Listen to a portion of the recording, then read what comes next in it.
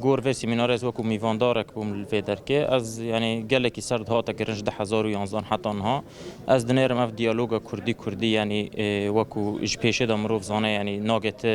چهار سری یعنی وکو دسته بلند و ام بیژن اتفاقیات هولی رو او تشتهانا به پیاده کرنی از دنیرم هیچ یعنی نتیجه جیت نه اما تشتهان سبب جبر براستی یعنی ام بیژ موقفه که امریکا حقیقی تنک و تشتکی بکش کرد روج آوارا فهجر براستی ام بیژن اراده امریکی یعنی کانه ضغطه بکه و کانه العرضه یعنی ام بی وکو چاول هریم کردستان حد دسته ما کردن دسته هفته کانه الروج آواجی بکه ام بیژن بس خویا یعنی ازدواجی موقف امریکی ده هي خویا وکو دو طرف هند هندر ام بیژن کسی هانا دخوازن اف دیالوگا بریک هفه طرف کی دنه هي او یاجی پککه یعنی الروج آوا خویا همیان را وکو آلدار خلیل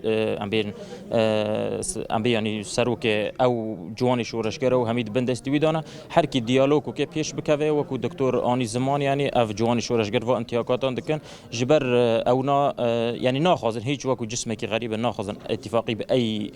طرف را بکن یعنی حوار سیاسی ابدا او نان یعنی نار سر بوانا را او از دنرم زمانی که خوی تنه هن زمانی قوت فهم دکنو هاو جبر او بخوان نه جدای جوان شورشگر یعنی امزان اف